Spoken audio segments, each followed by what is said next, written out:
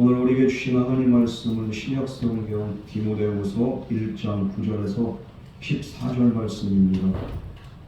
디모데후서 1장 9절에서 14절 말씀 우리가 교독으로 공독하도록 하겠습니다. 제가 알린 성경은 신약성경 342페이지에 있습니다. 디모데후서 1장 9절에서 14절 말씀입니다. 하나님이 우리를 구원하사 거룩하신 소명으로 부르심은 우리의 행위대로 하심이 아니요 오직 자기의 뜻과 영원 전부터 그리스도 예수 안에서 우리에게 주신 은혜대로 하심이라. 이제는 우리 구주 그리스도 예수의 나타나심으로 말미암아 나타나니 그는 사망을 패하시고 복음으로써 생명과 썩지 아니할 것을 드러내시니라. 내가 이 복음을 위하여 선포자와 사도와 교사로 세우심을 입었노라. 그로 말미암아 내가 또 이 고난을 받되 부끄러워하지 아니함은 내가 믿는 자를 내가 알고 또한 내가 위탁한 것을 그날까지 그가 능히 지키시기를 확신하노라. 너는 그리스도 예수 안에 있는 믿음과 사랑으로서 내게 들은 바 바른 말을 본받아 지키고 우리 안에 거하시는 성령으로 말미암아 내게 부탁한 아름다운 것을 지키라. 아멘. 이 시간으로 기도하겠습니다. 사랑과 은혜 하나님 아버지, 오늘도 주님의 은혜 자리 예배 자리로 나옵니다. 이 시간 주님의 말씀 듣고 주님의 음성 듣기를 원합니다.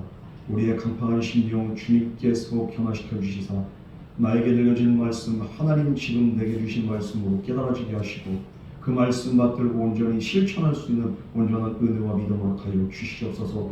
우리 안에 강팍한 마음과 교만한 마음과 원망불평과 모든 믿음이 없는 그런 부정적인 생각들을 다 지워주시고 주님의 십자가로 우리의 영과 혼과 육과 마음과 생각과 글수와 심령과 관절까지도 다 덮어주시다 우리가 온전히 주님 앞에 정결한 모습으로 나가게 하여 주시옵소서. 이 시간 주님께서 함께 하실 줄 믿사오며 예수님 이름으로 기도드렸습니다. 아멘.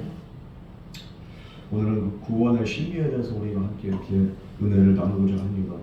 구원이 하나님께서 우리에게 주신 가장 귀한 선물입니다. 이 구원이 무엇이냐 보면은 하나님께서 정말로 멸망받을 자들을 택하시고 자녀 삼으시고 그리고 멸망받을 자를 은혜 받은 자로 복 받은 자로 그리고 하나님의 자녀로 그리고 천국 백성으로 삼아주신 게 그게 바로 구원이라고 할 수 있습니다. 이 구원에 대해서 에베소서 2장 8절 말씀 보면은 뭐라고 합니까? 이 구원 어떻게 주어지느냐? 너희가 하나님의 은혜를 인하여 믿음으로 말미암아 구원을 얻었나니 이것이 너희에게서 난 것이 아니요 하나님의 선물이라 이렇게 말씀하고 있습니다. 구원은 하나님의 선물이라.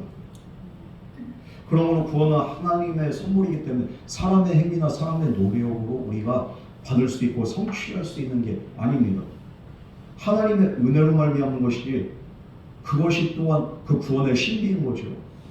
하나님의 은혜로 말미암아 받는 선물 이게 바로 구원입니다. 세상 사람들은 근데 자기가 이렇게 노력을 합니다. 선을 행합니다. 덕을 쌓습니다. 공덕하고 뭐 그게 뭐 하면은 뭐가 되는 것 같아. 아니에요. 덕을 아무리 쌓아도 아무리 내가 착하게 살아도 아무리 내가 도덕적으로 윤리적으로 내가 정말로 흠이 없게 산다 할지라도 하나님 앞에 우리는 모두 다 똑같은 죄인들입니다. 이 죄의 문제를 우리가 어떻게 할 수가 없어요. 날 때부터 죄를 가지고 태어난 인간은요 죄의 문제를 내가 영원히 해결할 수가 없습니다. 그래서 이렇게 불자들은요 명격수련도 하고 그리고 또 어떤 불자들은요 그냥 자기를 극기하기 위해서 계속 고행을 합니다.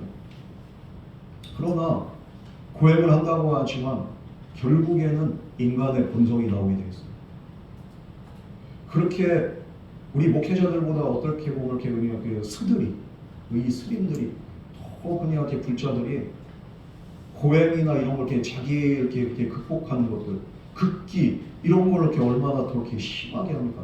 이 사람들은 극기를 하는 거, 극기를. 그러는 사람들도 하나님 인간인 걸 이렇게 어떻게 합니까? 종파 그렇게 종단이 다르면요 또 이렇게 싸웁니다 이 사람. 예전에 이렇게 오래전이죠. 그냥 이렇게 서로 다른 그 조계종 천토해종 그렇게 스들이 강목 들고 쇠파이프 들고서 모자 쓰고서 그냥 이렇게 막 이렇게 패싸움이 일어났잖아요. 그 뉴스에도 막. 아니 어떻게 그럴 수가 있어? 한번 이렇게 또 얘기를 들어보면은 주지나 뭐 이 정도 된 사람들 보니까 아니 무소유를 사랑하는 그렇게 사랑하지 않는 사람들이 아예 풀소유를 장착했더라. 고행을 하고 급기한 사람들이 아니 왜 무소유를 주장해야지 왜 풀소유? 이 사람들 와 우리 목회자들보다 차가 더 좋습니다. 아우디, BMW, 벤츠, 차 키가 이 정도야. 이 양반을 모자 쓰고서 그냥 나와가지고 이렇게 몰래 그냥 이렇게 툭 불든 거 한우도 드시고 있잖아. 사람이 아무리 고행을 해도 인간의 본성 죄성을 이길 수가 없어요. 그 소수가 그냥 이 죄성을 이기고서 그 인간의 그냥 이렇게 한계를 뚫으려고 하지만 결국에 못 뚫어. 그렇기 때문에 결국에 이 스들이 이렇게 죽기 전에 이렇게 유언적인 그런 시를 그렇게 또 이렇게 하나 이렇게 남겨놓고 간 경우가 있는데 성철 스님이라는 사람이 얼마나 훌륭한 사람. 이 사람이 내가 그동안 수많은 중생들을 속였구나. 내가 저 많은 중생들을 지옥으로 몰고 왔구나. 이런 식으로 이렇게 자기 고백을 하는 거예요. 왜 그렇습니까? 결국에는 자기 자신을 내가 이렇게 극기를 하고 극복을 한다고 하지만 이걸 해결할 수가 없어요. 죄의 문제 해결할 수 없습니다. 구원에 대해서 확신을 가지고서 이 세상을 떨 수 있는 사람이 아무도 없습니다. 왜? 인간의 노력으로는 한계가 있기 때문입니다. 그런데 어리석은 인간들이 자기의 노력 가지고서 구원을 성취하려고 하고 자기가 신이 되려고 하고 도교는 뭡니까? 도교의 최상위 단계는요. 그렇게 수련해서 신과 같은 존재가 되는 거예요. 도교는. 도사들이라고 하죠. 인간이 신이 되겠습니까? 안 되죠. 안 되기 때문에 변함이 없는 거예요. 변화가 없는 거예요. 그러므로 구원은 무엇이냐? 인간이 절대로 얻을 수 없는 거예요. 하나님이 우리에게 거저주시는 은혜가 아니면은 우리는 누구도 구원을 받을 수가 없습니다. 이것이 바로 구원의 신비입니다. 이 구원은 그래서 이 은혜로 말미암은 구원은 몇 가지 이렇게 신비가 있는데요. 먼저 첫 번째로는 뭡니까? 어떤 신비가 있느냐? 이 구원은 사람의 뜻이 아니에요. 절대적으로 하나님의 뜻으로 말미암아 이루어지는 게 구원인 줄 믿으시기 바랍니다. 하나님께서 구원을 계획하셔서 하나님의 전적인 뜻 안에서 구원을 계획하신 예수님을 이 땅에 보내신 거예요. 그래서 구원을 완성하신 거죠. 이 모든 것들은 사람의 뜻도 아니고 사람의 의도 아니고 오직 전적인 하나님의 뜻이라. 인간의 공로로 되는 게 아닙니다. 그러므로 우리가 구원을 얻고자 선행을 하는 거 이것도 헛된 거죠. 지혜와 지식을 쌓고 힘을 기르고 아무 소용이 없습니다. 우리 어렸을 때 요즘엔 이런 찬송을 안 부르지만 어린이 찬송이 있잖아요. 돈으로도 못 가요 하나님 나라, 힘으로도 못 가요 하나님 나라, 믿음으로 가는 나라 하나님 나라. 거듭나야라는 믿음으로 가는 나라 하나님 나라. 거듭나야고 믿음으로 가는. 어떻게 거듭납니까? 사람이 거듭날 수 있어 없어. 오직 하나님 믿는 믿음 안에서 거듭나는 거. 돈으로도 안 되고 힘으로도 안 되고. 돈으로 될 것 같았으면 우리나라에 한때 제일 돈 많았던 정주영 회장. 내가 구원받으려면 내가 하나님 나라를 위해서 버스를 몇 대를 기증하면 됩니까? 돈 얼마를 이렇게 또 헌금하면 됩니까? 돈으로만 될 것 같으면은 정주영이 땅은 당상이에요. 이 사람 마지막에 그냥 예수도 못 믿고 구원 못 받고 그냥 좁쌀죽 먹다가 그렇게 그냥 하늘나라 갔어. 하늘나라가 아니라 지옥 갔겠죠. 이건희 회장도 그냥 혼수 상태로 그냥 영명 치료만 계속하고 이렇게 그 상태로 가다가 마지막에 막판에 어떻게 갔어? 비참하게 가는. 돈으로 되는 것도 아니고 힘으로도 되는 게 아니에요. 여러분, 그러므로 우리는 오직 믿음으로 가는데 이 믿음도 하나님이 나에게 주신 거죠. 하나님의 계획 안에서. 내가 믿어야지 해서 그렇게 되는 게 아닙니다. 이 모든 것은 전적으로 절대적으로 하나님의 뜻 안에서 이 모든 것들이 이루어진 줄 믿으시기 바랍니다. 구약에 보면은 이 세상에 죄가 다 이렇게 온 세상에 죄가 가득 찼을 때 하나님께서 노아를 선택하시고 방주를 예비하게 하시고 그 당시에 많은 사람들이 있었지만 하나님은 누구를 택했어요? 노아 한 사람을 택합니다. 그 노아를 택하고 그 가족을 홍수의 심판에서 구원받게 합니다. 하나님께서 그냥 전적으로 이것을 계획하시고 노아를 통해서 또 다른 역사를 이루십니다. 이스라엘 백성들이 바람광야에서 또 그냥 원망 불평하고 하다가 어떤 일이 일어납니까? 불뱀에 물려요. 하나님이 늘 가운데 그냥 뱀을 보내셨어요. 뱀을 풀어놓으셨어요. 그렇게 해서 죽게 된 사람들에게 어떻게 하면 살 수 있느냐? 모세 보고 뭐라고 합니까? 이 장대에 그렇게 구리뱀을 만들어서 이걸 이렇게 매달아놓고 그걸 이렇게 높이 들라고 하잖아요. 그러고 사람들을 보고 쳐다보라고 합니다. 이 저게 뭐야 저게. 온몸에 독이 퍼져서 죽어가는데 뭔 그냥 뱀을 그 저걸 쳐다본다고 이게 어떻게 살아? 그런데 하나님이 그렇다면 그런 거예요. 이게 사람이 그냥 생각할 때 이성적으로 이건 말이 안 되고 이건 아닌 것 같아도 하나님이 그렇다면 그런 거예요. 왜냐하면 구원은 하나님의 의지고 하나님의 전적인 그 뜻이기 때문인 줄 믿으시기 바랍니다. 그 하나님의 뜻대로 그래서 본 사람은 살았어요. 이게 구원이에요. 인간의 지식으로는 이해할 수 없지만 그러나 여기에 구원의 신비가 있는 거예요. 왜? 하나님의 뜻이기 때문이죠. 하나님의 뜻은 그리스도 예수 안에서 우리에게 주신 은혜대로 이 모든 것들을 구원을 행하십니다. 그렇기 때문에 하나님께서 인류를 구원하신 그 구속 사업, 구원의 역사는 그 누구도 방해할 수가 없어요. 아무리 그냥 이 세상의 권세들이 교회를 깨트리고 무너뜨리려고 해도 기독교는 핍박 속에서 오히려 더 성장하고 더 부흥하고 오히려 핍박이 올 때 교회의 생명력이 더 살아납니다. 그래서 지금까지 교회들이 이어져 나옵니다. 이 기독교 역사를 뭐라고 할 수 있습니까? 한마디로 혼란과 혼돈의 역사라고도 할 수 있지만 또 피와 순교와 생명의 역사라고 할 수 있습니다. 생명은 절대로 꺼지지 않고 사라지지 않고 구원의 역사는 절대로 가로막히지 않아요. 여러분, 그렇기 때문에 하나님께서 하시는 이 놀라운 구원은요, 그 누구의 뜻도 아니고 하나님의 본인 자신의 뜻이기 때문에 반드시 이루어져요. 이것이 바로 구원의 신비입니다. 아무리 우리가 생각할 때는 불가능할 것 같아도 하나님이 뜻을 정하고 이 사람을 구원하기로 작정하셨으니 그 사람은 반드시 구원받게 되는 줄 믿으시기 바랍니다. 구원은 전적인 하나님의 뜻이에요. 이것은 무엇입니까? 그릇을 만든 사람이 자기 마음대로 이제 백자가 나올 수 있고 천자가 나올 수 있고 사기 그릇이 나올 수 있고 만든 사람 마음이에요. 그죠? 왜 사기 그릇을 만들었냐고, 그릇들이 왜 나를 이렇게 만들었냐고 이렇게 할 수 있어 없어요. 이건 전적으로 그냥 이렇게 만든 사람의 이렇게 의지가 반영되듯이 구원 마찬가지입니다. 뿐만 아니라 구원에 이렇게 그렇게 어떤 심리가 있는가? 하나님의 뜻 안에서, 전적인 뜻 안에서 이루어진 게 구원일 뿐만 아니라 은혜로 구원이 이루어진다.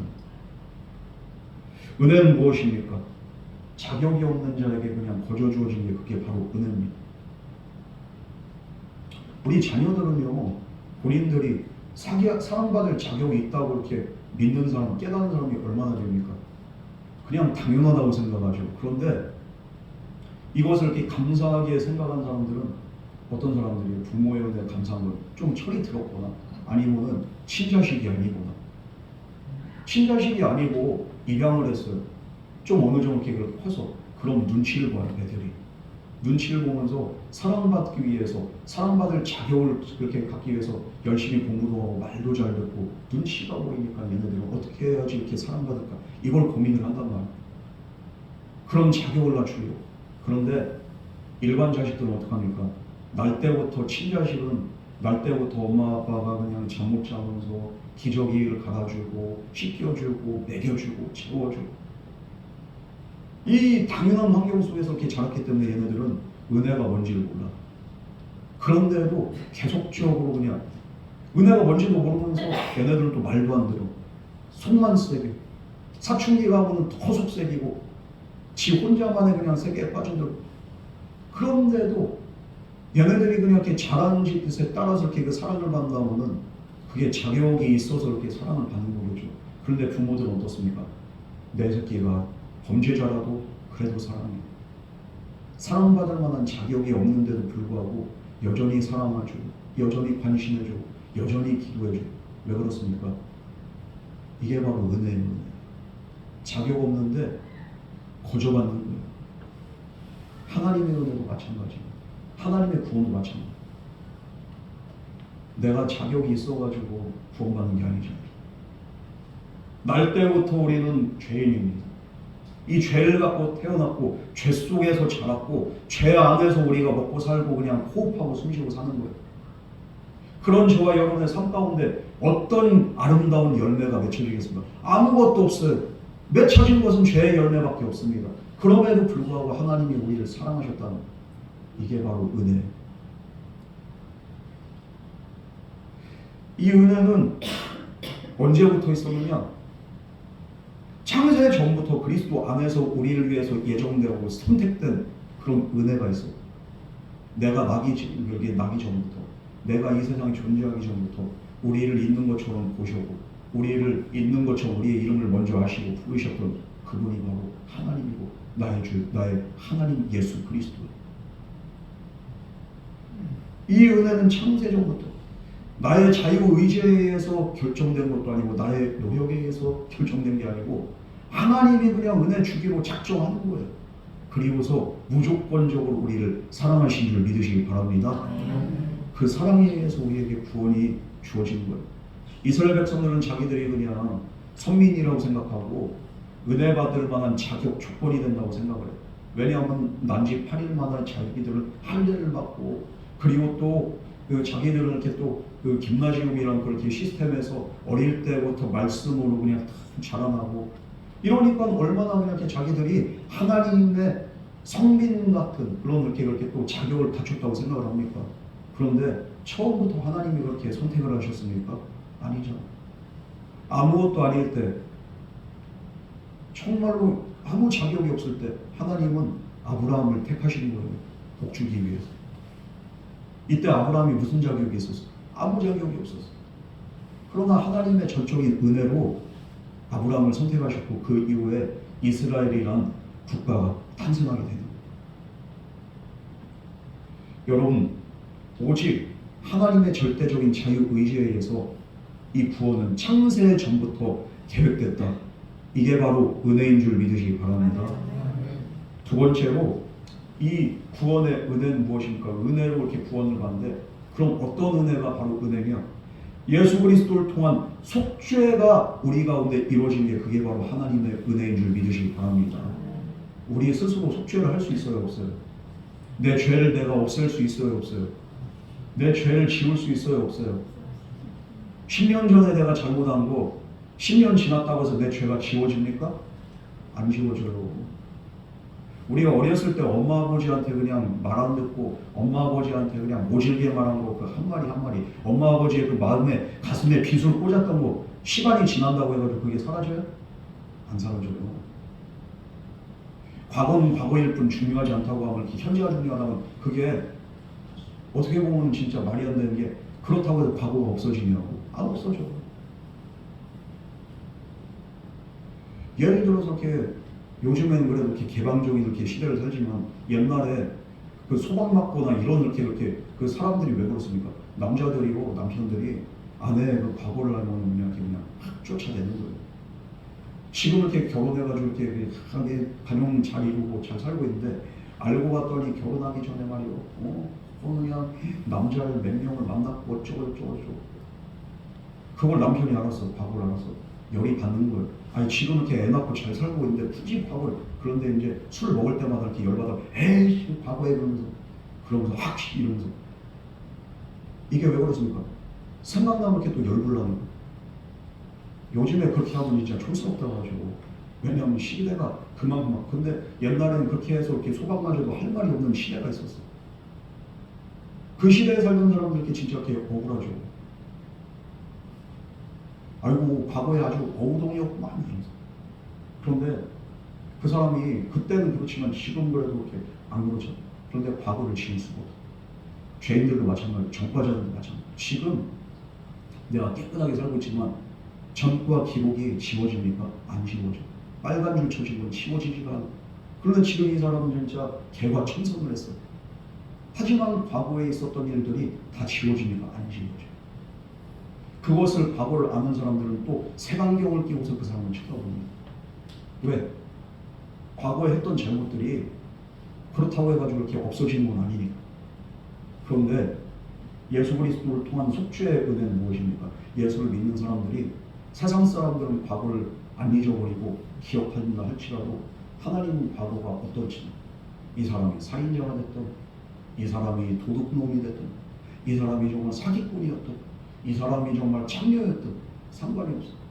예수 그리스도를 통해서 내가 정말 회개하고 눈물로 정말로 하나님 앞에 나간 사람들, 그래서 믿음으로 나갔던 사람들, 그 과거의 모든 죄들이 싹 사라지는, 지워주시는 하나님만큼 기억력 좋으신 분이 어디 있습니까? 그런데 하나님이 과거의 모든 죄를 다시는 기억하지도 않는다. 이게 바로 구원의 은혜인 줄 믿으시기 바랍니다.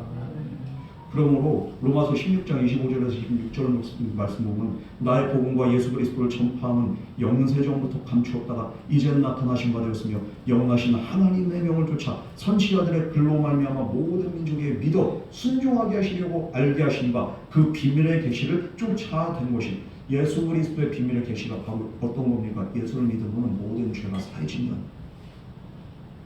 이것을 믿는 자가 다 구원받는다. 예수님께서 성육신 하신 것은 무엇입니까? 의인을 위한 게 아닙니다. 누구를 위함입니까? 죄인을 위해서 성육신 하셔서 이 땅에 오셨고 죄인을 위해서, 의인을 위해서 죽으신 게 아니에요. 예수님 죄인을 위해서 십자가에 달려 죽으시고 피를 흘리시고 주님이 죄인이 받아야 될 저주와 죄값을 주님이 혼자 다 받으시고서 십자가에서 구원을 이루신 줄 믿으시기 바랍니다. 주님이 나오시는 이렇게 고난은 의인을 위한 고난이에요. 죄인을 위한 고난이에요. 그리고 부활하심으로써 주님께서 온전한 구원을 성취하시고 모든 죄인들이 주님을 믿어서 죄사함 받아서 의롭게 되어서 천국 갈 뿐만 아니라 주님의 영광의 날에 부활의 영화로운 몸으로 거듭날 수 있는 그런 은혜를 주신 줄 믿으시기 바랍니다. 죄로 인해 죽어야 될 사람들이 누굽니까? 저와 여러분들이에요. 그런데 죄 없으신 예수님이 대신 죽으심으로 죄값을 치우시고 그래서 우리가 구원받았다는, 우리가 의로워졌다는, 이게 바로 은혜예요. 우리가 은혜를 받을 만한 자격이 없어요. 그럼에도 하나님은 사랑하시네. 사랑하셔서 십자가에 달리신 이 사순절 기간에 이 주님의 은혜를 한번 깊이 묵상하면서 주님 앞에 감사할 수 있는 저와 여러분 되기를 주님의 이름으로 축원합니다. 이 구원의 신비는 은혜 외에는, 사랑 외에는 이게 설명할 길이 없어. 왜 하나님이 사랑? 이해가 안 돼. 그냥 사랑하기 때문에. 이거밖에 우리의 작은 머리로는요 이게 상상조차 안 가요. 또 이 은혜로 말미암아 이렇게 받은 구원, 이 은혜는 또 무엇일까? 예수 그리스도를 통해서 우리에게 임하는 그 속죄의 은혜뿐만 아니라 이 구원의 은혜는 바로 성령의 감화로 우리로 하여금 정말로 이제 마음이 변화되어서 하나님의 복음을 믿게 되는 그런 역사예요. 믿는 것도 은혜입니다. 죄사함 받는 것만 은혜가 되는 게 아니라 오늘 내가 믿어진다는 게 그게 바로 은혜야. 하나님이 어디 계시냐? 가장 확실한 건 뭡니까? 오늘 내가 믿어진다는 거예요. 뭔지는 모르지만 인간의 이성으로는 도무지 이해가 되지 않지만 내가 지금 믿고 있다니까. 이게 은혜. 이시 도모기치라는 일본 범죄자가 있었습니다. 이 사람은 남녀노소를 가리지 않고 닥친 대로 사람을 다 죽였어요. 현대에 이렇게 가장 흉악한 그 살인범 중에 하나가 바로 이시 도모기치. 일본의 죄수죠. 일본에도 사형제도가 있어. 그래서 이 사람은 사형 판결을 받고서 죽을 날만을 기다리고 있었어요. 그러면 그에게 캐나다 선교사 그 부인, 그 두 명의 부인들이 찾아와서 복음을 전하는데 암만 복음을 전해도 이 사형수가 마음이 완고합니다. 그렇게 강파하고 완고하니까 사람을 그렇게 죽였겠죠. 도무지 안 되니까 할 수 없다 하면서 그냥 이 사람한테 성경책을 던져준 겁니다. 일본어 버전인데. 심심하고 하니까 아유 도대체 무슨 책이야 하면서 읽었는데 이상하게 그 순간부터 성경이 계속 읽어지더라고요. 성경을 쭉 읽다 보니까 어디까지 읽게 되느냐, 예수님의 십자가의 고난 그 부분까지 그가 읽게 됩니다.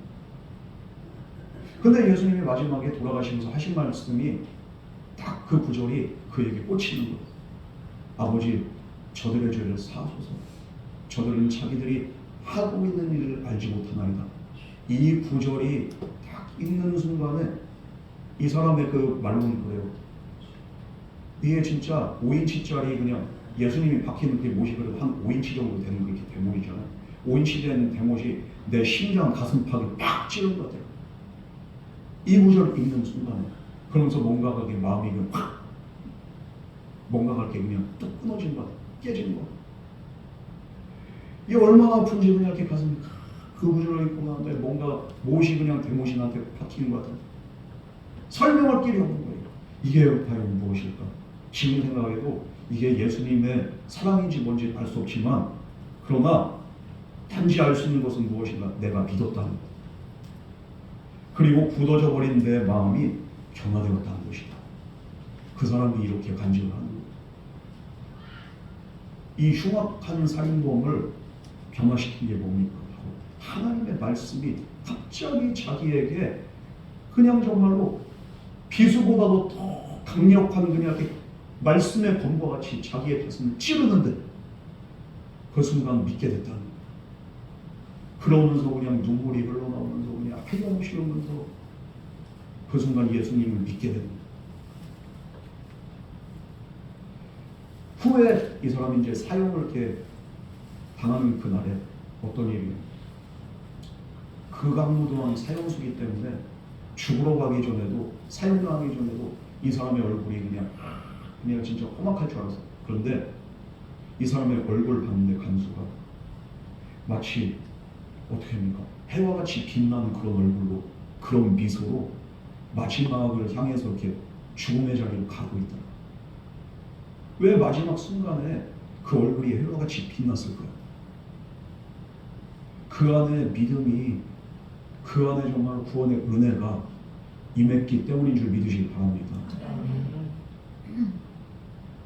이 은혜는 사람을 가리지만 우리는 사람을 골라가면서 사귀죠. 좋은 사람만 사귀어야지 나쁜 친구 사귀면 안 되잖아요. 그죠? 사랑할 만한 사람을 사랑해야지 나한테 그렇게 안 좋은 사람은 우리는 사랑할 수가 없어요. 용서할 수가 없어요. 그런데 은혜는 어떻습니까? 은혜 받을 자격이 없는 흉악무도한 죄수에게도 하나님의 말씀으로 말미암아 감화감동이 일어나고 그리고 믿는 역사가 일어나고 이건 정말로 저 사람은 정말로 구원받을 자격이 없는데 이런 사람조차도 하나님께서 믿게 하시고 구원하시는 거예요. 은혜는 바로 성령의 감화로 그래서 믿지 못할 것 같은 사람이 믿게 된 역사를 이룬 줄 믿으시기 바랍니다. 오늘 이 자리에 나온 저와 여러분들이 내 의지로 내 지식으로 내가 믿는다면은 믿을 수 있는 사람이 누가 있습니까? 아무도 없어요. 그러나 분명한 것은 무엇입니까? 오늘 지금 이 시간 저와 여러분을 믿고 있다는 것입니다. 믿음의 자리에 있는 줄 믿으시기 바랍니다. 이해할 수 없는데 어떻게든지 알 수 없는데 내 안에 그런 믿음이 있다. 이게 바로 은혜예요. 그러므로 우리 안에 이런 믿음을 주신 하나님께 감사하면서 언제나 주님의 은혜 밖에 있지 말고 은혜 안에 머무는 그런 복된 삶을 살아가는 저와 여러분 되기를 주님의 이름으로 축원합니다. 또 한 가지 이렇게 얘기가 있는데 시리아 북부의 알레포시에 산 젊은 강도의 이야기가 있어요. 이 사람이 길거리를 가다가 어느 전도자가 쪽복음인 그 마태복음을 내밀길래 그걸 딱 받았어요. 옛날에 우리나라도 쪽복음으로 이렇게 마태복음 아니면은 요한복음 이렇게 쪽으로 해가지고 초창기에는 쪽복음으로 사람들한테 나눠줬던 그런 게 저기 있죠. 지금 성경 한 권이지만 자신이 강도였지만 아유 나눠준 사람이 근데 또 전도자가 또 나이도 많아. 근데 뭔가 그렇게 그 초라하고 그래서 아유 마음이 좀 동해서 이걸 받았어요. 그 책을 이렇게 그래서 주머니에다 넣었습니다. 그 후에 집에 가서 이렇게 잠을 자고 이렇게 딱 이렇게 옷을 벗는데 내가 이렇게 그냥 이렇게 받았던 그 족보음이 툭 떨어진 그 책을 집어들고 호기심으로 한두 장을 딱 읽게 됐는데 그런 중에 이 사람이 읽은 그 구절이 어떤 수고하고 무거운 것들을 다 내게로 오라 내가 너희를 쉬게 하리라. 이 구절을 딱 읽는 순간에 그만 마음에 감동이 돼서 어떻게 됩니까? 이 강도가 눈물을 흘리면서 그 자리에서 무릎을 팍 꿇게 됩니다. 그러면서 하나님 앞에 이제까지 기도를 해본 적이 없는데 기도가 뭔지도 알지 못하지만 그 순간 하나님 앞에 하나님 나와 같은 죄인을 용서해 주시고 불쌍히 여겨 주시옵소서. 그가 이렇게 고백을 했다는 그 후에 그동안의 죄에서 노임을 받고 이제는 그 마음의 기쁨과 평안이 넘쳐서 예수를 믿는 그런 믿음의 사람으로 거듭났다는 그런 또 믿음의 간증이 있습니다. 여러분 이런 예를 통해서 우리가 알 수 있는 것은 뭡니까? 하나님의 복음 그 자체만으로도 말씀 그 자체만으로도 누군가에게는 변화될 수 있는 능력이 있고 은혜가 임한다는 줄 믿으시기 바랍니다. 그냥 우리가 이렇게 전하는 이렇게 복음이 누군가에게는 우스운 복음이 될 수 있겠지만 누군가에게는 놀라운 변화의 역사를 일으키는 하나님의 강력한 메시지가 되는 거예요. 여러분 그러므로 우리는 단지 말씀을 전하기만 하면 됩니다. 전할 때 누가 책임지십니까? 하나님이 책임집니다. 우리는 전할 때 그 사람이 어떤 사람인지 모르지만 그 사람이 변화되게 돼 있어요. 왜? 그것이 바로 복음의 신비이고 구원의 신비이고 이것이 하나님의 은혜이기 때문에 여러분 그러므로 이 구원에는 이런 은혜의 신비가 있습니다. 세 번째로 이 구원에는 어떤 신비가 있느냐? 바로 믿는 자가 사망 권세와 죄의 권세를 이기고 이젠 정말로 놀라운 하나님의 자녀가 되고 하늘나라의 그 백성이 된다는 것. 이게 바로 구원의 신비예요. 그럼 이 구원의 신비는 무엇을 통해서 이런 것들이 일어나는가? 먼저 예수님이 사망 권세를 먼저 이기셨기 때문에 그 예수를 믿는 저와 여러분들도 죄와 사망의 권세로부터 자유함을 얻게 된 줄 믿으시기 바랍니다.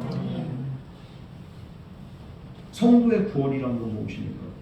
현세에서 얻은 구원의 기쁨만을 말하는 게 아니에요. 우리의 참된 영원한 소망과 기쁨은 무엇입니까? 바로 하늘나라인 줄 믿으시기 바랍니다. 이 땅에서 아무리 우리가 잘 먹고 잘 살아도 100년을 못 사는 그런 인생, 이 100년만 산 인생에 그 소망이 있다면 우리가 예수를 안 믿어도 돼요. 그러나 우리에게 주신 그 소망은 무엇입니까? 기쁨은 무엇입니까? 영원한 거예요. 하늘나라는 영원히 쇠하지 않고요. 하늘나라는 영원하기 때문에 우리가 저 내세에 대한 그렇게 영원한 소망이 있기 때문에 오늘 저와 여러분들이 예수를 믿는 거예요. 우리가 내세에서도 하나님 앞에 영원히 살고 이 세상에서도 은혜 안에 살다가 주님 앞에 가는 날 주님 나라에서도 영원한 영생 복난 우리 이게 바로 구원이에요. 예수 그리스도와 함께 하나님 보좌 우편에서 구원의 기쁨의 찬송을 부르면서 영원히 함께 구하는 이 영광은 이 세상에서 믿음으로 승리하는 자들에게 주어지는 영생의 삶이 되는 거예요. 예수님께서는 우리 죄인들에게 참되고 영원한 생명을 주시기 위해서 먼저 고난을 당하시고 사망 권세를 이기신 줄 믿으시기 바랍니다. 인간은 전적으로 타락했기 때문에 우리 스스로를 구원할 수가 없습니다. 오직 예수 그리스도의 대속의 은혜, 대속의 구원의 역사를 믿어야만이 우리는 구원을 얻을 수가 있습니다. 그러므로 누구든지 예수님을 믿으면 멸망하지 않고 영원한 생명을 얻게 된다는 것. 이것은 우리의 노력과 능력이 아니라 오직 주님께서 우리에게 허락하신 구원의 선물이 된 줄 믿으시기 바랍니다. 박효진 장로님이 죄인들한테 가장 많이 전도하고 죄수들을 이렇게 또 구원한 그렇게 많은 전도의 열매를 맺으신 분이잖아요. 이번에 간증 중에서 그 사형수 중에 윤도영이라는 사형수가 있었어요. 얼마나 이렇게 그냥 이렇게 극악무도한 그렇게 죄인이면은 이 사람 주변에는 그 무서워서 아무도 사형수는 멀리 있어도 이게 빨간 명찰이 보이잖아요. 그 숫자 보면 수감 번호가 빨간 색깔이잖아요.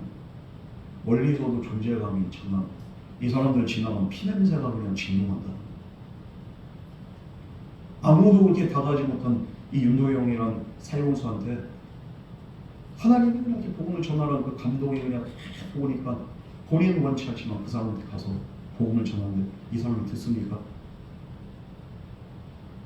이보시오, 윤도영 씨, 죽을 준비를 잘 하고 계십니까? 사형수한테 그 말.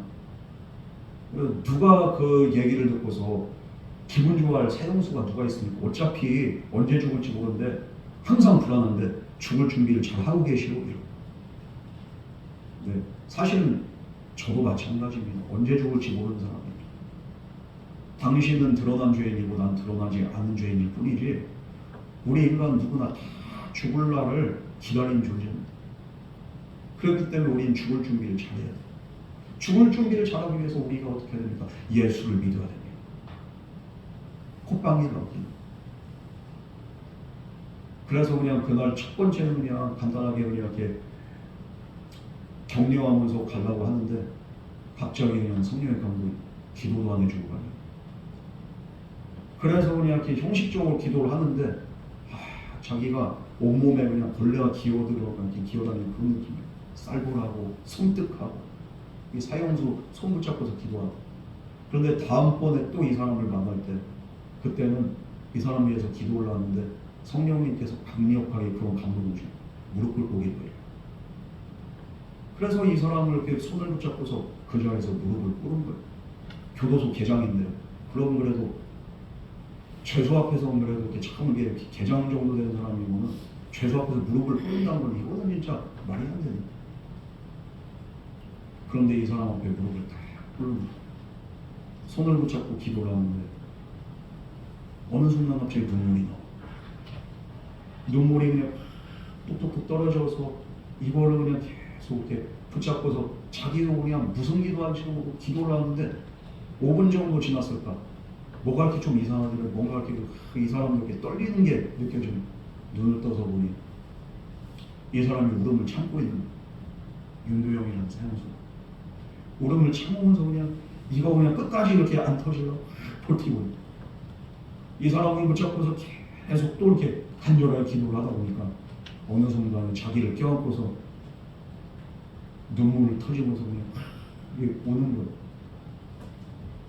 그 순간에 그냥 둘이서 그냥 부둥켜 안고서 막 이렇게 울면서 그날 이렇게 영접 기도하고 그 이후부터 이 사형수가 바뀌기 시작합니다.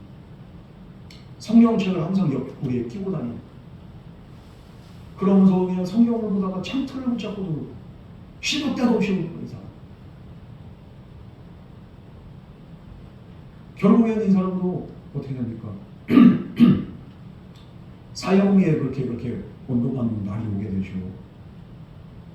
그냥 갑자기 이렇게 그 8명 그냥 그 감옥 속에서 8명 사형 집행이 결정이 되는데 제 1바다가 바로 윤도영이라고. 이 사람한테 이렇게 안 갈 수가 없어서 갔는데 저 멀리서 이렇게 이 사형수가 뭐라고 외치는 할렐루야. 그러면서 이렇게 사형 당하기 전에 교도소 소장이 어떻게 합니까? 그동안에 그렇게 죄목을 나열을 하는 거예요. 당신이 이런 이렇게 죄를 졌기 때문에 오늘 사형을 집행합니다. 근데 이 죄가 너무 많잖아요. 한 절반 정도 이렇게 읽었을 때 이 윤도영이라는 사형수 소장님 잠깐만 이 모든 죄 저는 주고 마땅한 죄인이고 저는 그래서 오늘 법에 심판을 받습니다. 그러나 이 모든 죄들은 내가 예수를 믿기 전에 지었던 죄들. 만일 내가 예수를 빨리 알았다면 저는 결코 이런 죄를 짓지 않았을 것입니다. 그러나 이런 나와 같은 죄인을 주님이 구원하시고 용서하셔서 주님의 십자가의 보혈로 나의 모든 죄를 다 지워주셨습니다. 그러니 주님 앞에 가는 이 영광스러운 이 순간에 지나간 그렇게 죄로 인해서 부끄러운 죄들을 나열해주지 마시고 주님 앞에 깨끗한 모습으로 갈 수 있도록 소장님 선처를 부탁드립니다. 그 얘기를 듣는데 소장이 눈물 팍 쏟나. 안 믿는 사람. 그러고서 마지막에 찬송을 부르다가 하늘나라를 갔다는 그런 그 간증을 듣게 됩니다. 근데 이거 친교대 때 제가 알기로는 처음 군대 갔을 때 이 간증을 이렇게 테이프로 들은 거예요. 박효진 장모님의 간증. 왜 그 종교 행사하면은 그렇게 틀어주잖아요. 그런데 그걸 보는데 그 간증을 보고서 또 안 믿는 애들이 그냥 초코파이 먹으러 갔던 애들이 눈물이 또 그런 거예요.